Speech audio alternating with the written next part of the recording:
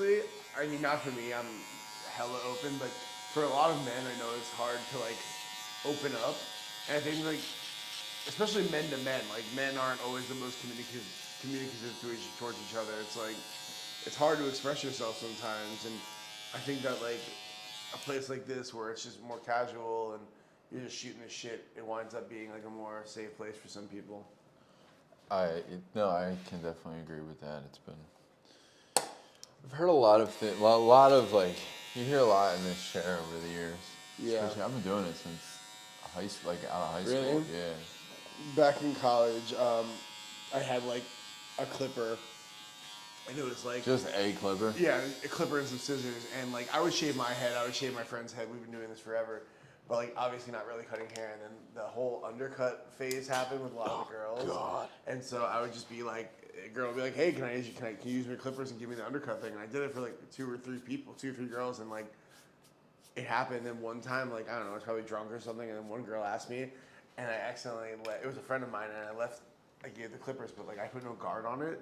So I shaved the side of her head, skin fucking. Yeah, you I got felt it. so bad. I have to text her and tell her I told that story because it was so. I felt so bad, dude. Because she's like 18, like freshly into college, like fucking yeah. Yeah, it's art school. Yeah, it's fine. For this part of your beer, do you like that Honestly, heavy like that, or do you like that blended in? No, blended in, man. Okay. Yeah. What I do is I just try to take it like sometimes it ends up here. I just take like a scissors and a scissors and a razor. I just kind of go across Oh, it. that's like, fucking that you can crazy. blend it. I feel like I don't really like I don't like being super boxy. Like a better shape than what I have, but like sometimes like I get like the Philly beard, which is really funny. Like they give me like yeah. But I trust you, man. I got you, bro.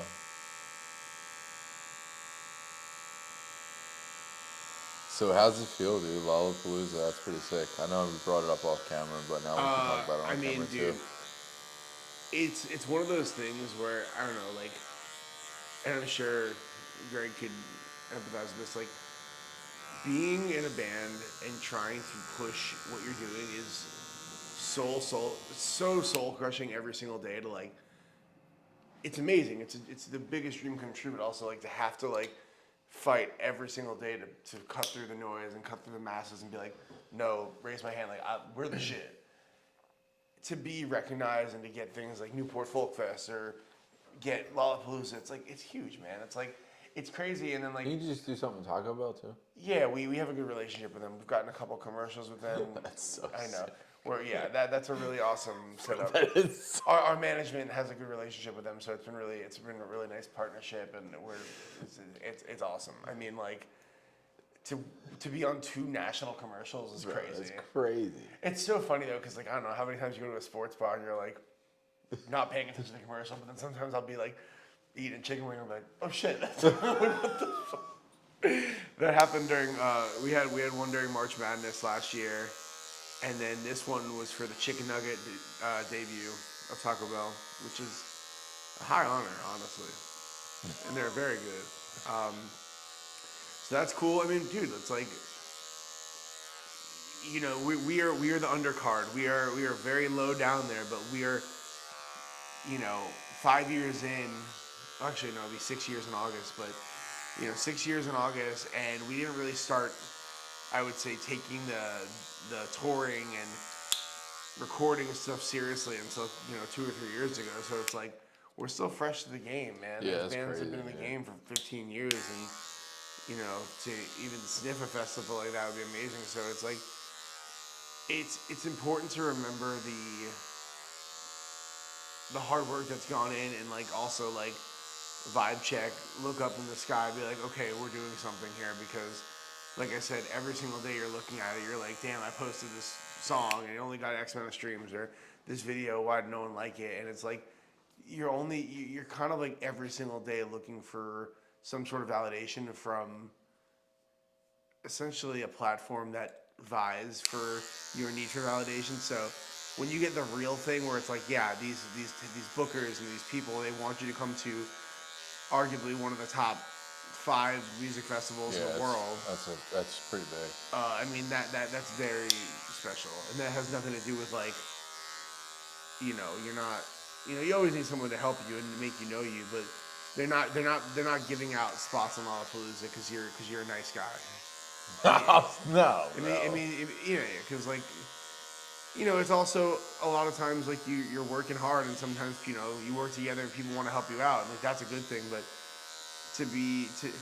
for people to trust you with something like that, it's special, man. So I'm excited, and more and more and more. We're doing our first headlining tour, which will be cool. We're just doing like 5 dates, but it's cool because it's scary. Where you go on tour with Portugal, man, you're playing for 10,000 people at Red Rocks. It's like, I don't think we sold too many of those tickets, but now it's like we are the draw. We're going to markets where we've gone and played huge rooms, but now it's like, all right, let's see how much you guys can bring in yourself.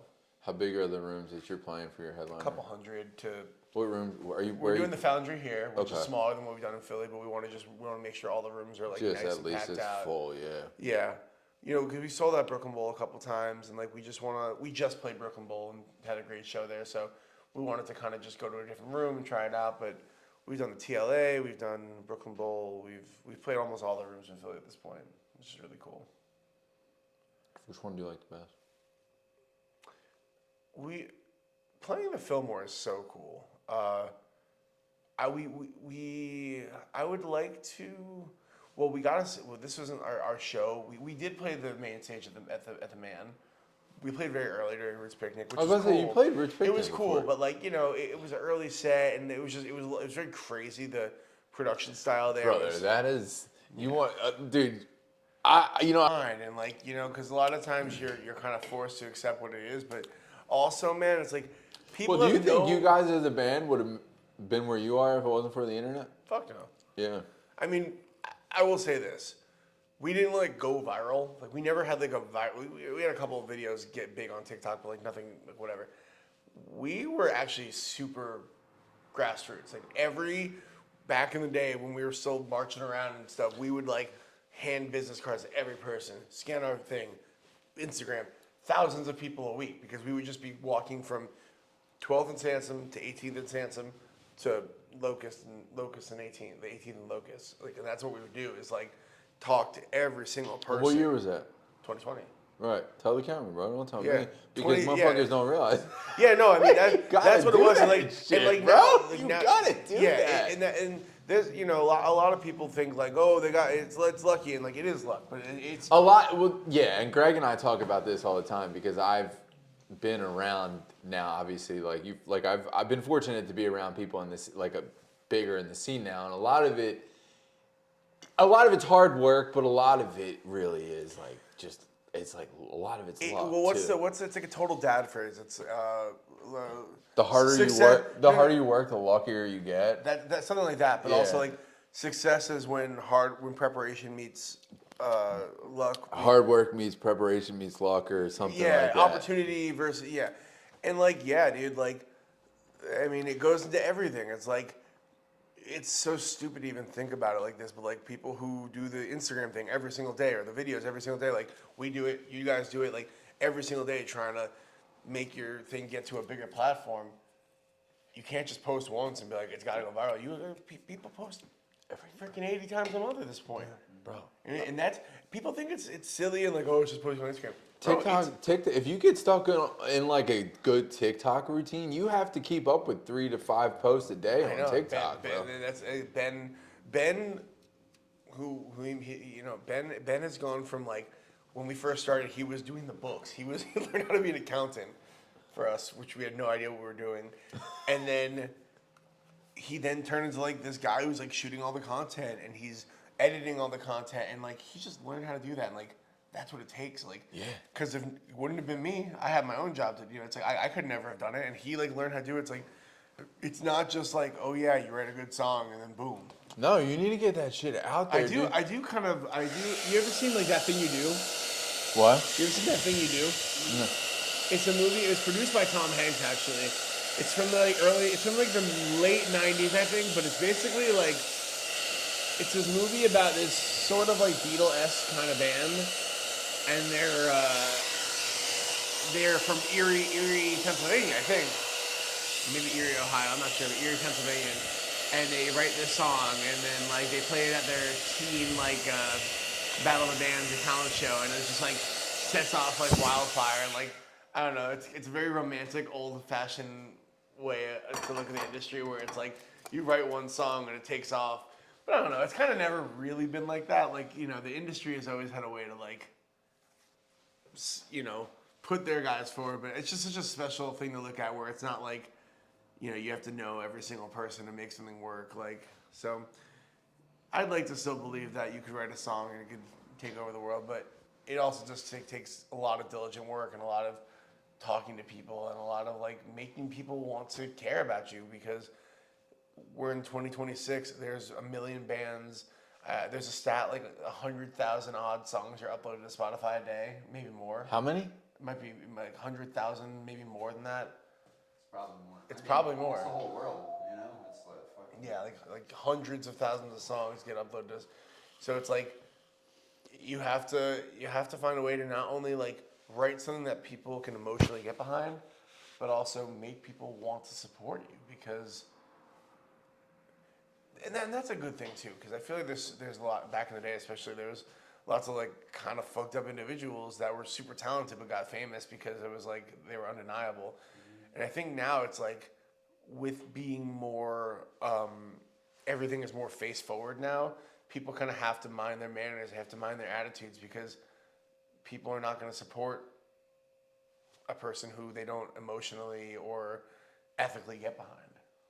So you're not going to have like some terrible, publicly facing terrible person get famous these days, unless they're in the wrong circles.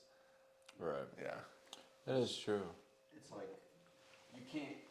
It used to be you could be mysterious, and that was part of your brand. Yeah. Right. And you could be like putting out music and never show your face.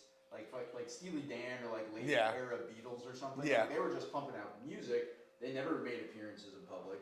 But that was their brand. That was the can't- vibe. You can't do that anymore. Yeah. Because if you don't show your face. Well, that's what. Unless you're already famous, Exactly, and then like you have this secret, like what's his name, country music guy, Sturgill Simpson maybe. And Yeah. what's the thing he just released? Or was that Sturgill Simpson? No, it was. Midnight something. It was. What's that thing? Midnight. No, I know exactly what you're talking about. He's. It's not Sturgill Simpson. No, it's not Sturgill, but it's. Oh, that's awesome. Oh, the cable. Yeah. I don't know, but like that's the vibe. Like I saw it on Instagram. Like, who is this? And it's like, oh, it's this guy. It's that guy's new identity. Yeah, I know exactly what you're talking about. So it's like Dude. it's mysterious, but also like it's something because like it comes out and people. Well, you saw what's her name is getting really kind of wrung out right now because she was at like the most high paparazzi traffic Chapel Roan. She was at the most high paparazzi traffic fucking restaurant in like Paris, and threw a fit that there was paparazzi there and in her face. Yeah. And people were like, dude, go. You don't have like. Yeah, I mean, dude, it's like I totally understand the concept of like needing personal space, but also like once you're a public figure like that, Yeah, it's dude. expected that you are going to. That sucks. It's a double-edged sword, right? It's like. Well, and it's also too if you don't want that, like, not for anything, but like you can. It's gonna be expensive, but like hire security. Higher security, yeah, for sure. You know what I'm saying? Like hire 2 security people to just push people away. Yeah, but like, you look at Chapel Roan, she, 2015, 2016, she was playing gigs at the fair. Like, it's Yeah. like, you don't get that, like, you never know. I mean, she's been famous for a long time now, a couple of years, but like, to get used to like that, it must be challenging because like, you also probably in some respects still feel like a normal person, even though you're Well, at least you want to feel like one a of the normal biggest person. you're one of the biggest pop stars on the planet, but yeah, you're gonna have to expect that people are gonna want to see you and talk to you because they love you, but also there's psychos out there that want to do horrible things too. I don't know, man. That's a level of fame that it must be difficult to. I don't know if I'd want it. Yeah, I mean, definitely. The higher you go up, the more people get psycho about it. So. Well, and I feel like too, social media gives people this like perception of like these power social relationships with us, and they feel like oh that so and so wouldn't do that, and it's like You have no you idea. don't fucking know. And like it's like they're not running their Instagram. They're not talking. It's like my sister will say shit about like the Taylor Swifts or the other people in the world, and I'm like, what do you mean? Like you don't fucking know anything. Yeah, I mean, honestly though, I think that's a big thing with Taylor is that like she is not a normal person. She is a multi-billionaire, and like God bless her, get that money, but she is not a normal. I kind of look at it back like okay, like remember when George Bush was the president? Everyone's like, oh, he's a down-home Texas normal guy. It's like his dad is a huge oil conglomerate. Like he is not normal, but they it's like the PR spin is they want to be like I could see myself in this person, which respect. And I think that's why I actually said this to someone recently. That podcast host Bobby, the white girl that had Drake in the bed. Oh yeah, Bobby Altop. Yeah, she's like just super down to earth. Like, what was her vibe though? Was she actually rich and famous, or like what? I don't think she was. I think from what I understand, she was doing like mom TikTok, like before that, That's and so then funny. started podcasting. I would love to know. I mean, that's crazy. I would love to know that. Yeah, I was also thinking of it too, though. It's like I was watching a video of like Kylie Jenner today, and like I have no real opinion, like get your money, whatever. But she was just posting a video. Essentially, it was Vanity Fair posted it. It was talking about poker, very innocuous, just like here are the best hands in poker. And she looked pretty, and she was wearing like a bra or something. And all the comments are just so angry and negative, and I was like thinking to myself, I'm like, you have people who are dogging like LeBron James and Michael Jordan and like all these people who like they didn't do anything, not to say they did anything specifically right or wrong, but they worked hard to get where they are, and it's just like, could you imagine just like you are a person who's very successful getting paid, but publicly facing at least, and this is also Instagram, so who knows, but it's like any single public facing thing someone's trying to dog you, that must be exhausting. Brother, I literally posted a video the other day. I interviewed this guy that makes documentaries on YouTube. Yeah. Great documentaries, super massive YouTube channel. He was in Philly last summer doing something here, and I got him in here.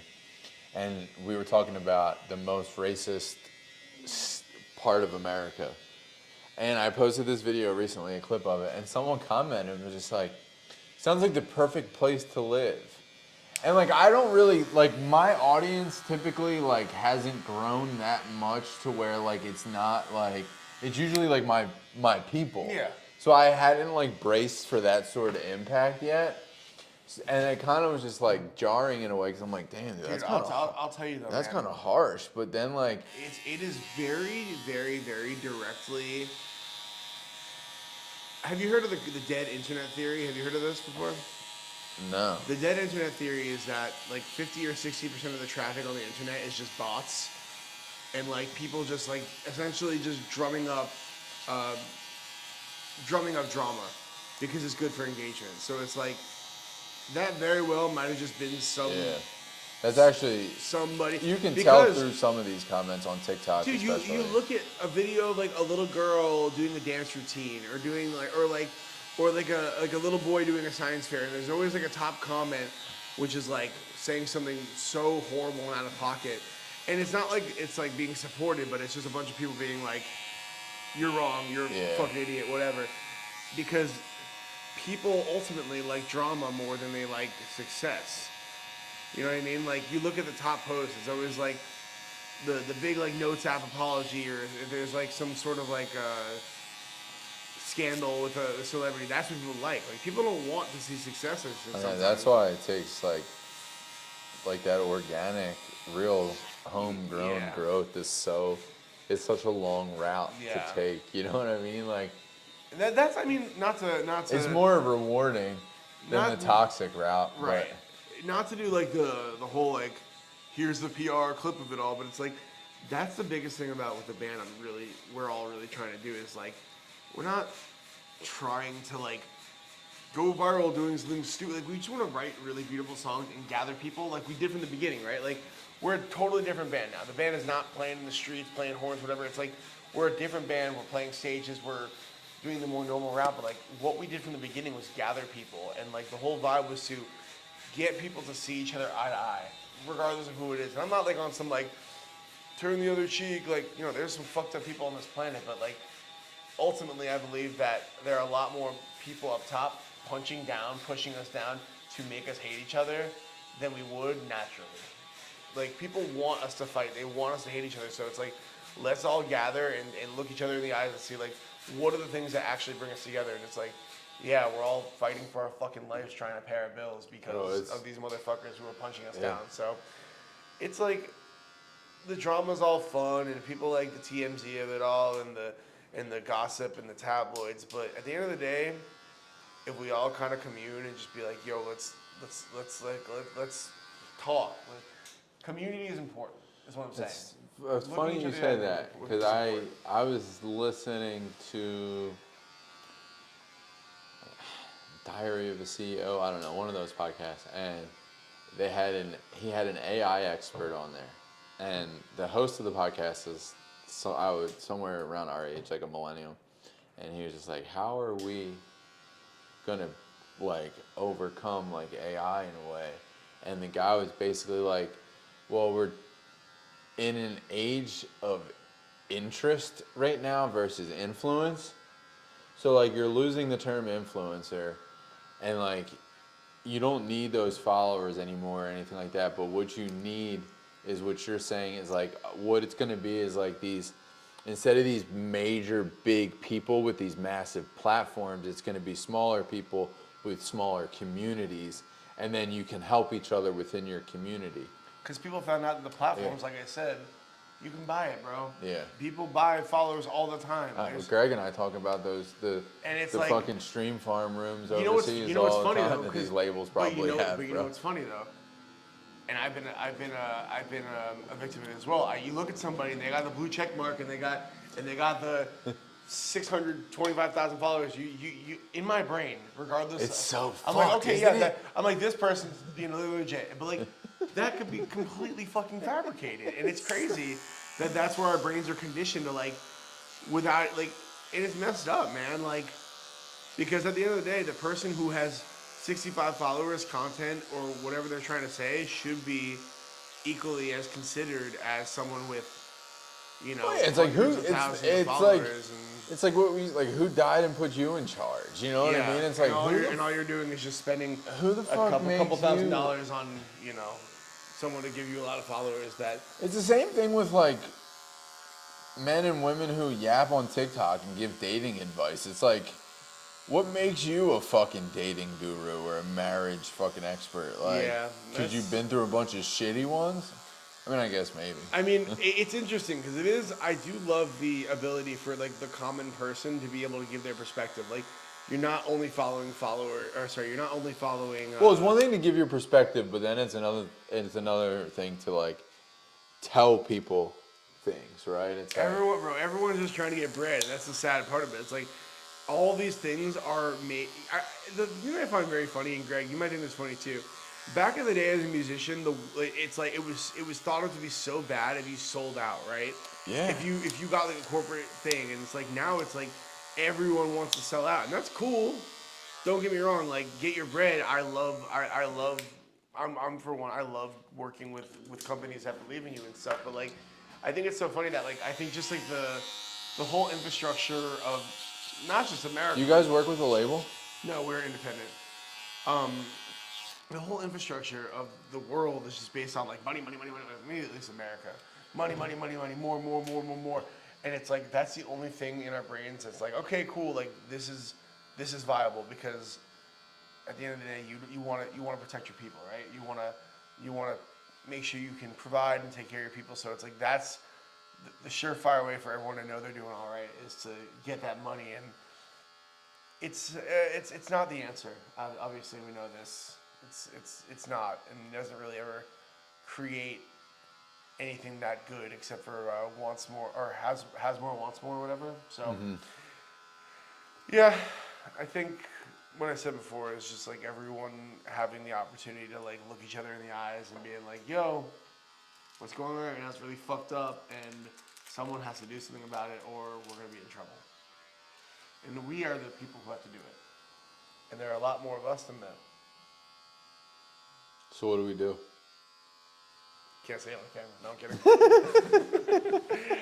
kidding. No, man. I think that, like, obviously, like, you talk about general strike, you talk about protests, and that's super valid. But I think even if we're still operating under the normal rules of the government, et cetera, I think if we all refuse to be swayed by this fucking propaganda that we're being fucking every single day given, and being like, no, the problem with the world is not trans people. The problem with the world is not rednecks in Alabama. It's like we are all fighting the same battle for the most part.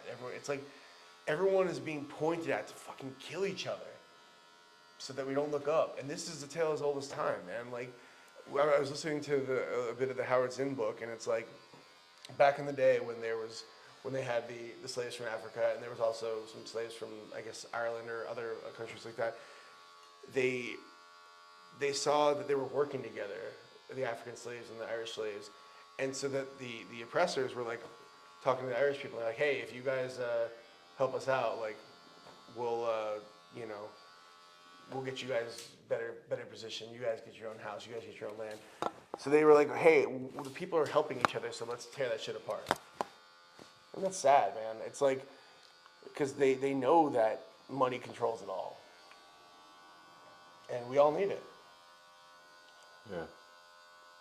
So, if everyone just starts to like work together and not be manipulated, that's how we win. I think right now is like the first time that like even the people who were stuck watching like the mainstream news and just kind of live and die by like whatever your local news is saying, I think a lot of those people are now kind of also like, yo, what the fuck is going on? I think it's all sports, man. Everyone is just like the sports thing is it's all If fucking. you listen to sports talk radio and like AM political radio, it's the same thing.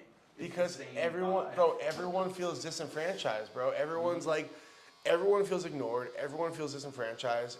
Everyone feels like they're not being taken care of because they're fucking not. No one's being taken care of here. Well, dude, we just watched in the last like probably 48 hours. We watched gas go up like 40 something cents. I feel like. Yeah, and yet still, you have motherfucking Trump being like, it's the Democrats' fault. We're watching it in fucking real time. This motherfucker, A to B causation. Like, this is how it happened. He's like, nah, it ain't me. It ain't me. And well, and that's the thing too. Like we've been conditioned and taught right from wrong our entire life, and like women and children are essentially off limits from wrong. And the people at the top have been wronging women and children and possibly eating them for years now, and no one's getting in trouble. I don't know. When I did something wrong when I was a kid, I got in trouble. Like you got in trouble. Like you got.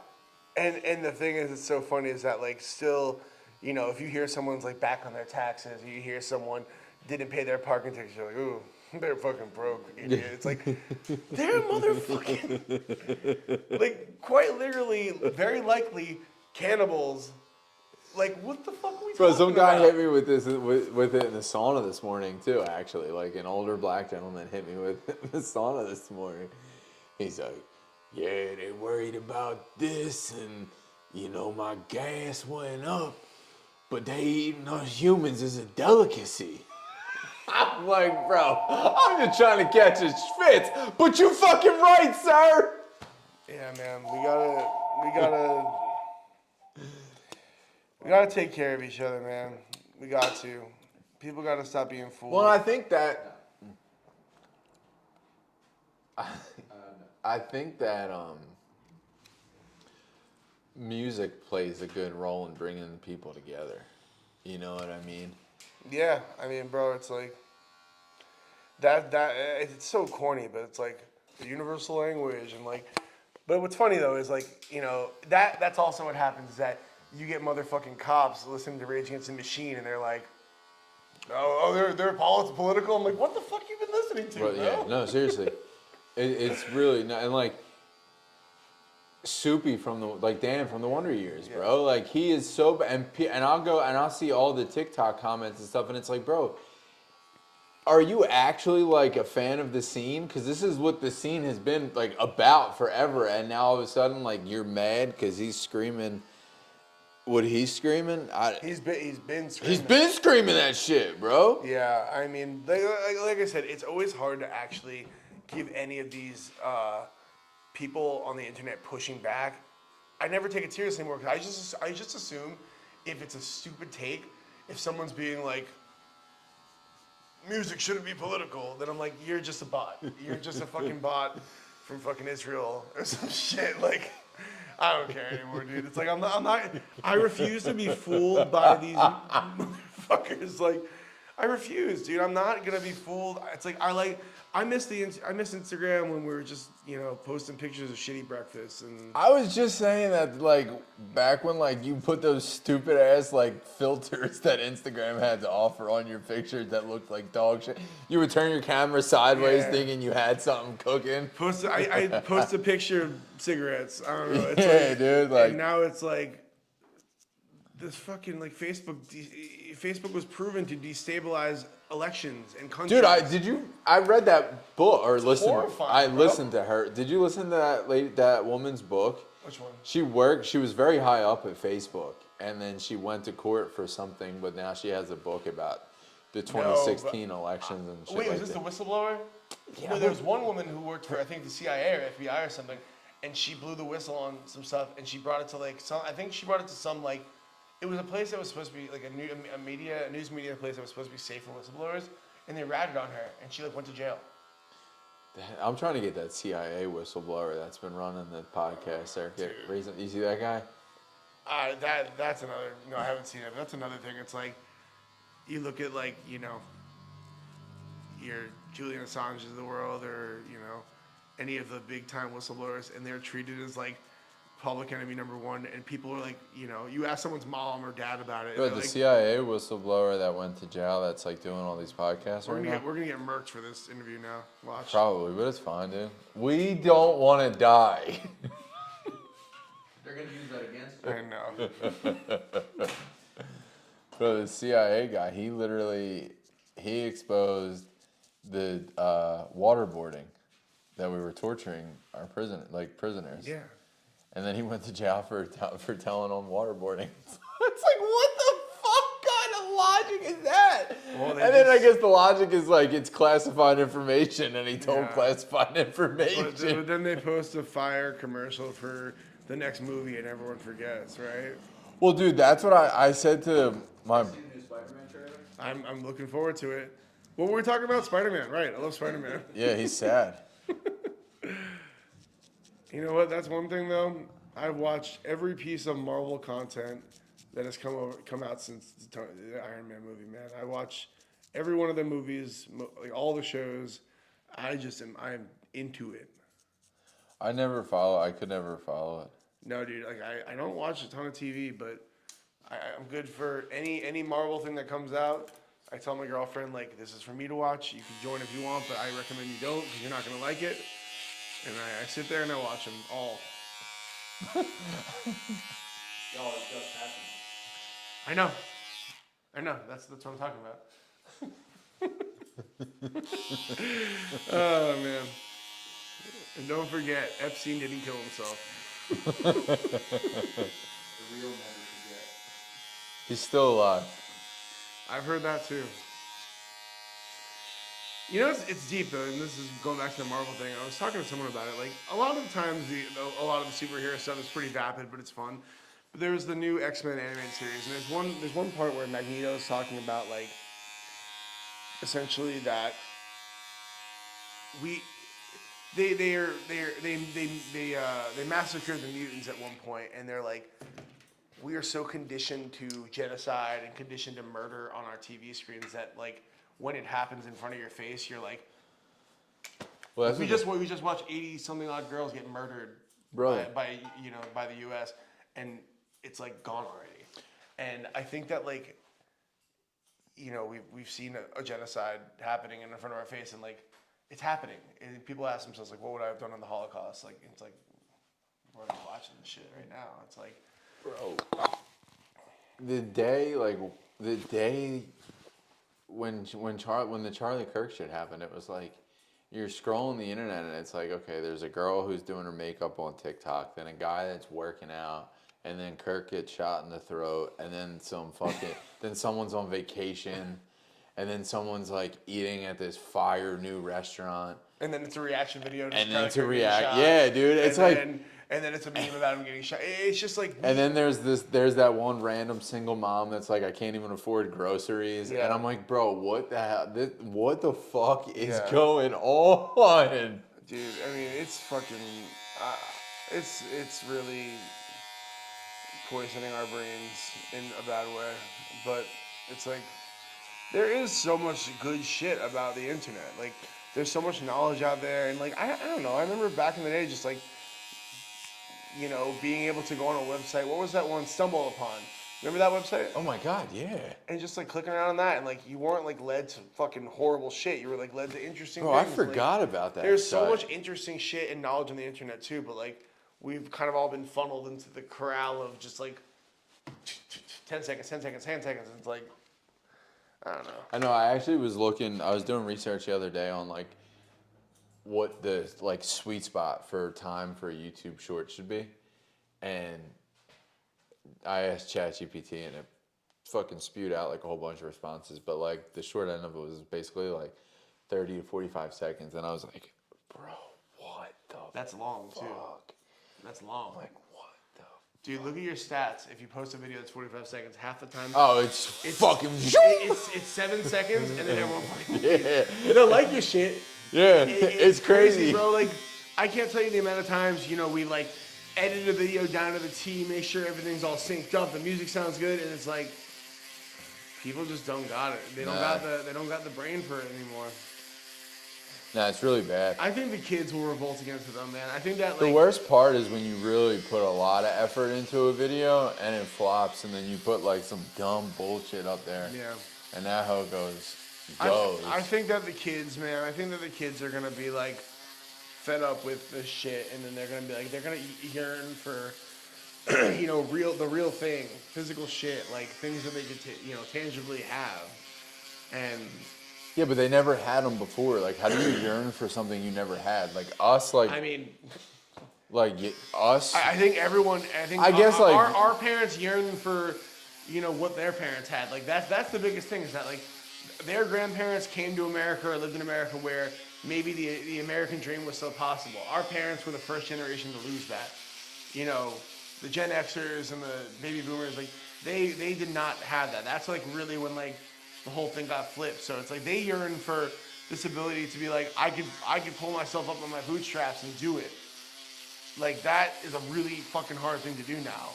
So I think everyone is yearning for what their generation. That's why there's so much like intergenerational. I feel like beef. It's like the older generations, like these younger kids, they don't know how good they have it, and they don't know, you know, blah blah. And then the younger generations, like, yeah, but you guys had X, Y, and Z. It's like everyone's just kind of discontent with what's going on because that's the way of the world, man. We always want we want what we can't have. You want what you can't have. Well, I find myself starting to like look and sift through more like I've been like ordering and buying CDs again. Yeah, dude. Nico from the band, the singer of the band, he is always getting books and CDs, and I think it's amazing, man. Not that I have anywhere to play the CDs. My car does have a CD player. Does it? That's fire. I'm always listening to Spotify, man. Like, Yeah. But no, I think the intentionally listening to records and like being able to hold it, like that's the coolest thing, and that's why I think it's cool is that like where CDs aren't sold as much anymore, records are really sold now. Yeah, even they're coming back heavily. Even if they're just hung up on your wall, it's like Yeah, I got a few at the crib. it's a beautiful piece. Well, it was cool to see J. Cole hit the road. I'm not like one of those J. Cole diehards, but like To see him get in his Honda Civic or Accord or whatever it was and fill the trunk with a bunch of CDs and drive up. I didn't see that. That's cool. Yeah, he did it for this album release, this last. That's really cool. Yeah. And he just like pulled up. He was in Philly at one point. Just pulled up in his Honda, opened the trunk, had all these CDs in the back, like of his new album. Was just like handing them out and selling them and shit. But I'm seeing that more though, like not that specifically, but a lot of bands and artists are kind of going back to like wherever they're like highly densely populated, most like listened places are on a map. They're setting up like 5 to 7 different like record stores, and they're going and signing vinyls like on release weekend or whatever. Something really cool that they do with the J-pop stuff, or K-pop stuff. They'll have shows, and the really big acts, they will set up separate days to sell their merch. Because when you sell merch inside of a venue, right, you give them a fat merch cut. Yeah, dude, But with these places, they are setting up their own venues to sell like exclusive merch and directly like get to their fans, which I think is really cool because information is everything, bro. That's why these platforms are so important now. Is that everyone's information is out there, and that's how you sell to people, and that's what people want.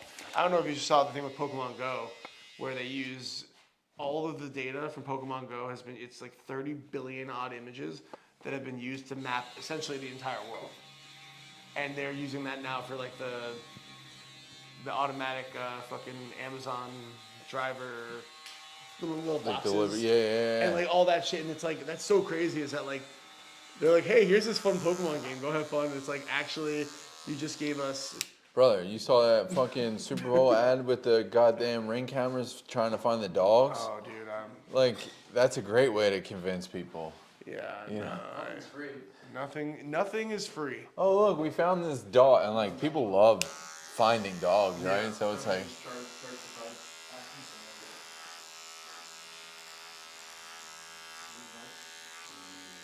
The merch cut thing is crazy for a venue, bro. Like that shit is. They really like. Yeah. Yeah. Yeah. I don't know. I just feel like everyone just like.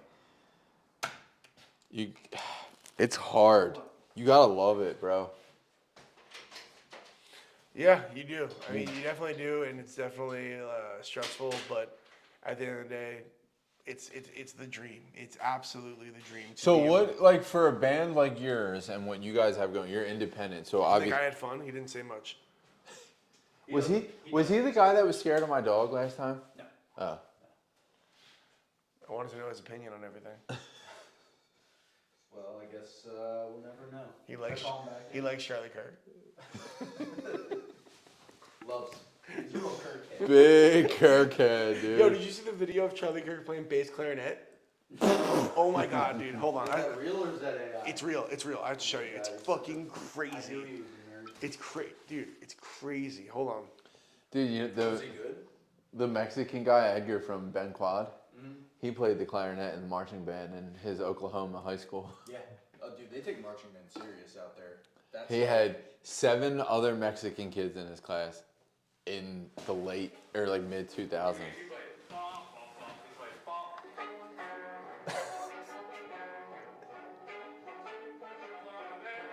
I also played this in high school, which is funny. Isn't that crazy? It was like jarring to see that shit. I'm like, oh my. And that's to get deep on it. It's like, fuck Charlie Kirk. I don't give a morality decisions. The most bizarre thing in all this, I don't know if you guys have seen like, fucking like Sean Hannity is now like speaking. My thing is the reason I can't like truly buy into it because I'm like, okay, now you're just flipping on the other side and you're trying to get. Well, everyone is now. Like even like look at Theo Vaughn like did a solo episode the other day, 45 minutes, and like I would probably say for the better part of like 25 of it, he was like, I'm really uncomfortable with like us doing all of this stuff for Israel. And I'm like, brother, this is my problem. Elon's view on like it's really interesting to hear these people's view and like their perception of like the route we're going and how Elon sees AI as it benefiting us. Like they're instead of like No. no, listen, hear me. I don't know if you guys heard this theory, but this is his theory. This is what he thinks. His public facing theory. Yes. But yeah. Yes. Yes. Good call. Yes. PR. Remember we said earlier, right? Bingo. Yeah, you're right. You are right. That there will be a universal income above average universal income because our robots will be handling most of our output, so there will be more money circulating for humans. So this is, and that in theory sounds In theory, awesome. sounds like We all want Right. the technological beautiful world, but bro, as we know, that's gonna turn into Wall-E, right? That's Brother, gonna turn into Wall-E. on my mama, dude. Everything already is gonna be a fucking subscription. UBI immediately will be taken advantage of by landlords and fucking. Look at it already, bro. Everything. There are people buying cars where you have to get a subscription to the heated seats. Wait, for real? Yes, bro. Everything. They don't want you to own anything. They want you all to be like, don't worry, we'll handle it, we'll handle it. And like, this is what's gonna happen is that we're all just gonna be like, all right, cool. The phone says do this, cool. All right, like cool. Like, I would love for no one to have to work. I would, but that's just they know what's gonna happen. They're gonna create a class of people that just Do you know? I mean, you know what company towns are? Yeah. yeah. Like, I have a friend who moved out of college to go work for SpaceX, and he's living in one of the. And I was like, And that's it. You just become an indentured servant to that company. Well, Like, have they- you ever they pay seen you, videos but, of like, your paycheck goes to The your town. housing, your food, the town. Like, have you ever know? seen videos of like Facebook's campus, Meta's campus in Silicon Valley? no. Bro, they got fucking grocery store, everything you need so you don't ever have to leave. And who owns the grocery store? Right. Amazon. Meta. Right. Amazon probably one of them. Vertical integration. We're just, I mean, dude, Pentagon is stacked. Pentagon officials are stacked with private corporate owners who have defense contracts. So it's in their interest to promote more wars and more military spending so their private company can get all these military contracts. It's vertical integration, Yeah. everything from the top down. It's like if you own every step of the assembly, you're getting money from every step of the assembly. That's the crazy thing too is like you look at like the sports arenas, right? And you're like, I don't know, like Goodyear Arena or whatever. You're like, oh man, this is a tire company. You're like, what is Goodyear tied to? Boom, weapons. It's like they're all somehow tied to weapons or AI or it's like, and like that. I don't know, man. I can't say I have a deep understanding of like what has been the history of all of this, but it all seems to always tie back to money, right? It's all the control of money, and the best way to do that is by causing problems to make more money. That's why war will never end. Creating the solutions and then creating the problem for that solution. And yeah, and now Well, and even now- like on simple, just basic ground level terms to the city, like even Paul says it. Like he taught, like we've had clients in here that work for the city and that work for concrete companies, and even just the simple stuff of like they're using shit, like just using different companies and different things to fill these potholes. So in the next 6 months, there's more work because you know what I'm saying? It's just like a constant revolving door, and it starts at the base level. yeah, because and like you depend on each part of the chain, depending on it. It's like I heard a story when I first moved here that South Street. I never lived here. I moved here in 2012. I hear that the early South Street was it was amazing. It was huge cultural hub, big street, lots of stuff going on. And then basically there was a contract for them to fix the streets, and they were just stretching the job on forever. And then essentially 3 years of South Street being essentially unattainable to really enjoy, destroyed it. And it's like you got those people paid, but now you have a whole bunch of people who are left in the dust. Like no one really goes to South Street anymore. You know what I mean? South Street, yeah.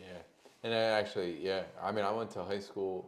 I graduated high school in 2009, and like I went to high school in Center City, so I spent a lot of time on South Street, like in the 2005 to like 2012, 2015, and it Yeah. was completely different. Yeah. Completely different. Yeah, and this is kind of one of the things that I think when we say how do we fix it, it's like you know, and it's hard because like saying no to the money is hard. You talk about like don't immediately gratify yourself. Sorry, don't immediately get gratification for the things you do. That's hard because we all do, man. We all, you know, if we're lucky, we get 100 years on this earth, and it's like we all just want to feel good and provide for our people, and that's why it's like to do the hard thing and like say no to the person that you know is doing you wrong. Like, so I was listening to a podcast yesterday, and the person, one of their advertisers is like a gambling site, and they had listener questions, and one of the questions was, when are you gonna stop accepting money from gambling sites? And he was like, I don't know how to tell you this, and I'm sorry to say it, but like everything you like is supported by something you don't like. And it's like we appreciate FanDuel because they're allowing us to do this podcast and care for our families and and like pay our employees. They're paying a lot of money. And it's like there's no ethical consumption under late capitalism. That's what they say. But we're put in a position where we have to, like, there's no universal health care. There's no universal basic income. It's like we have to take what we can get. yeah, well, some places have universal health care. Yep. That'd be nice. If only there was a guy who was trying to make that happen and got railroaded by the establishment, and we didn't get that. I wonder what would happen. But I guess we'll never know. You might know at some point, but Yeah, I definitely I have hope with like, you know, Zoran. It's like he's currently able to do a lot of really amazing things in New York, and he has the support, and it's like it starts with that. And it's like it's super easy to get disillusioned with politics. I know I am, but like to see the people vote for that man and he's doing what he said is like it's giving me hope. You know what really sent me on a spot the other day? Someone said that his mom hung out with Epstein. Fake. AI. It's fake.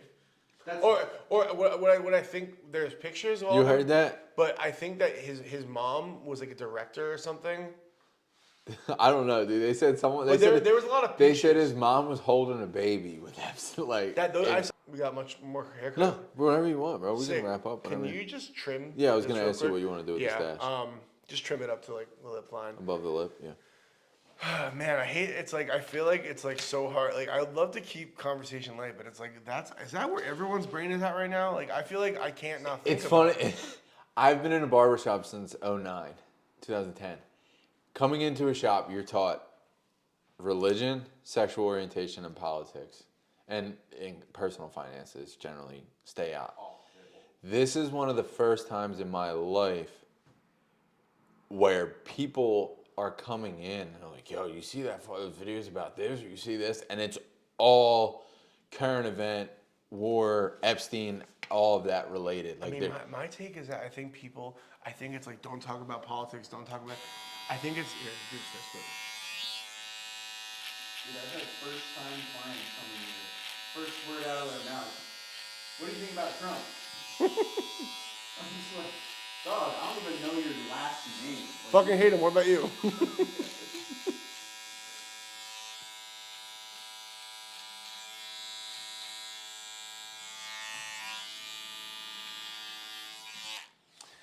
Yeah, and I think it's like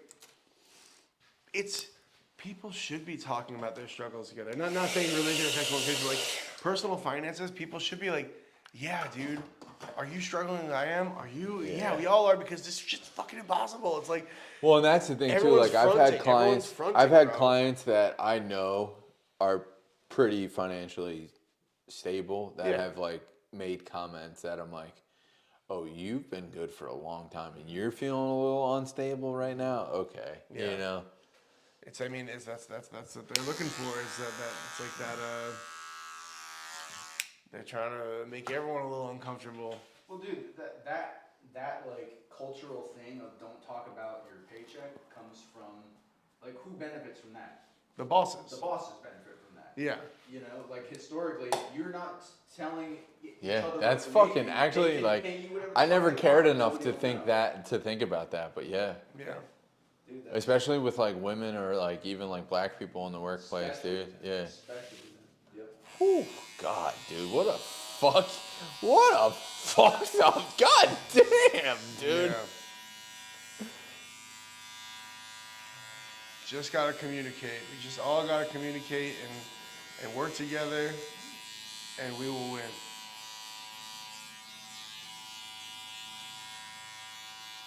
If someone's getting punched down on, you know why, and they need your help. Fire up or anything. I know.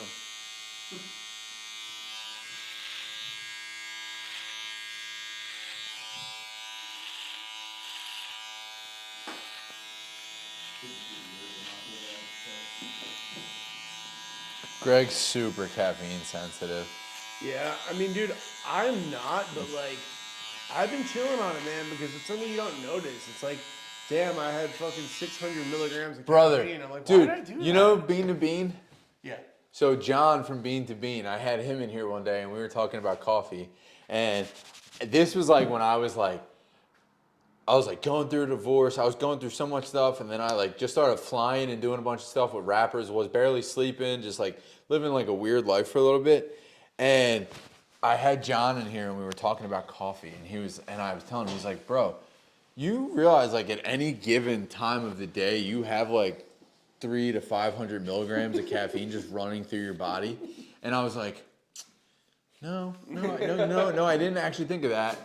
So then I quit cold turkey, bro. Really? Cold turkey for a little bit, and then I went to matcha for a bit. And then something happened where I literally needed fucking caffeine, and I just fell right into a Celsius. One of those like Red Rocks trips. It was definitely, I think, the Red Rocks trip. You guys went to Red Rocks? I went, this one rapper that I shoot with occasionally, Key Glock, he has done Red Rocks twice, and I've gone. Headliner or sport? Yes, headline.